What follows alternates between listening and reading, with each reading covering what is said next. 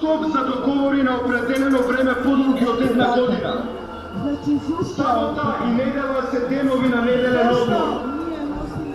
Многу протестни маршеви за 1 мај, но без заедничка акција и сплотеност во борбата за поголеми права. Работниците го кренаа својот глас за денот на трудот, незадоволни поради немањето доволно пари за пристоен живот. Традиционално повеќе синдикати излегоа на улица.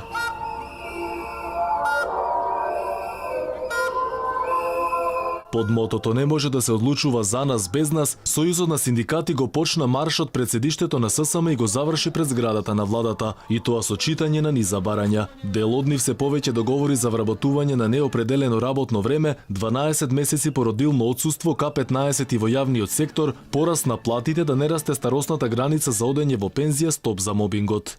На сите да им биде јасно да оваа држава дека работникот ја движи економијата, го дава трудот за да се создаде капиталот.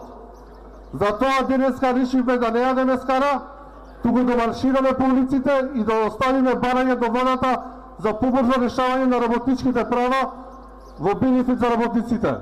Маршира и од Конфедерацијата на синдикални организации. Незадоволни беа и од Синдикатот на новинари и медиумски работници, заедно со Синдикатот на дипломатската служба, Независниот академски синдикат, како и Синдикатот на културата, кои долго време чекаат зголемување на платите. Сите беа едногласни, не се почитува правото на работникот. Од сите овие 3 барања ни беше остварено само валоризација на стручните звања во заштитата.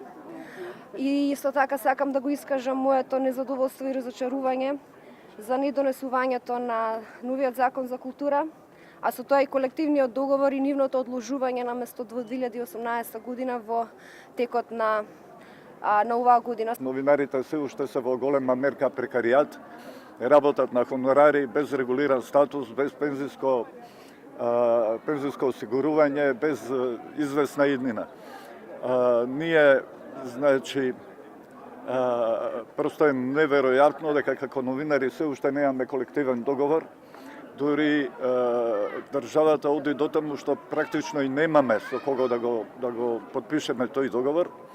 Значи се продолжува со нетранспарентно работење за кое што реагираме, се продолжува со неформирање на студентски тела, односно нивно неучество во одлучувачките политики на универзитетите, се работи со недонесени статути, значи закочени статути на поголемите државни универзитети, кои што блокираат еден куп важни работи, кои што се важни за квалитетот во високото образование.